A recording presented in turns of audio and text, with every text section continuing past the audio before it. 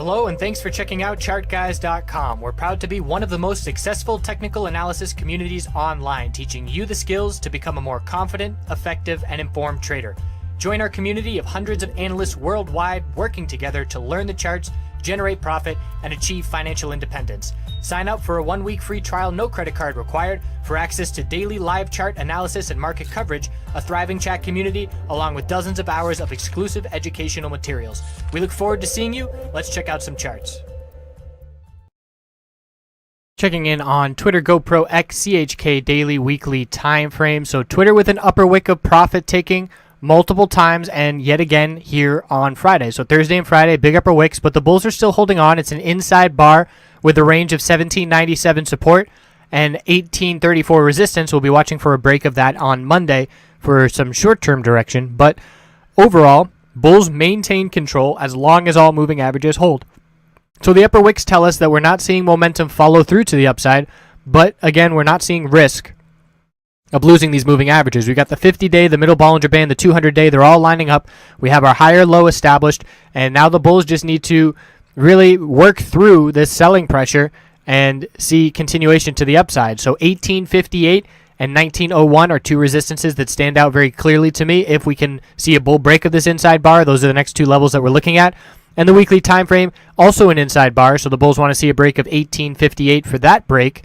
And it's an indecision candlestick, but it does favor the bulls, in my opinion, for the second week, back testing and holding the 50-week moving average support.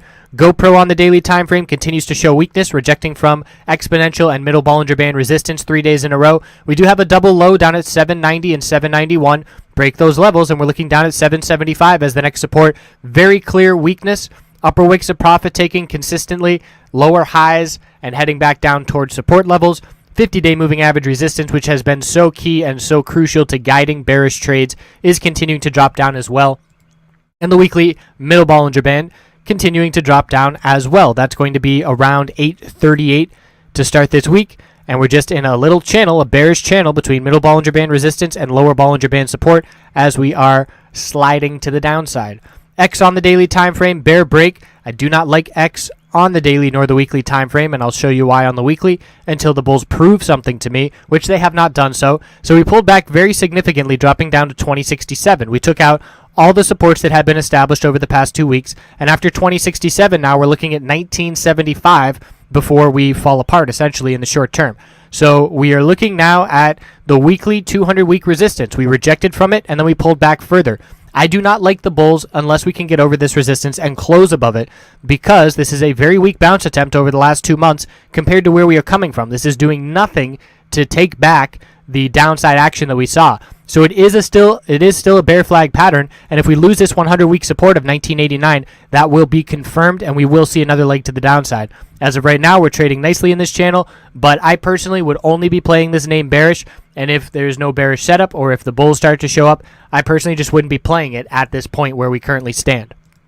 CHK on the daily time frame, continuation to the downside, so that was a perfect bearish entry. We were very patient. We knew it was coming because of oil and its setup. A lower high was set, and then 3 days of downside giving back 7 days of upside. We did find support on Friday at 442, holding 438 support, so we're not seeing an all-out dump through that level just yet. The bulls did buy the dip with a little bit of a lower wick. If we do see a bit of a bounce continue on Monday, we will look to start the week with a short-term bounce. We'll look to set another lower high, perhaps rejecting from the middle Bollinger Band resistance, and then we'll look to head back down to test this key support, which now has a couple holds on it.